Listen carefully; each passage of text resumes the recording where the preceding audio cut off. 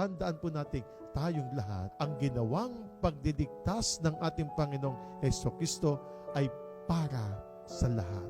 Kahit iba pa ang iyong galihiyon, sa ginawang pagdiligtas ni Kristo, kasama tayong lahat. Naligtas tayong lahat. Iyan po ang mensahe ng, sabi nga po ng ating Panginoong Jesucristo, iparating ninyo sa lahat, ipakalat ninyo sa lahat.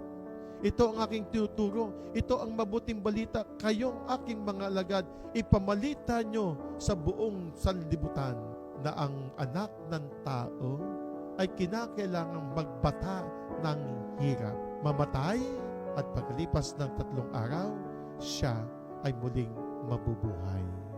Yun po ang nais iparating ng ating Panginoong Diyos.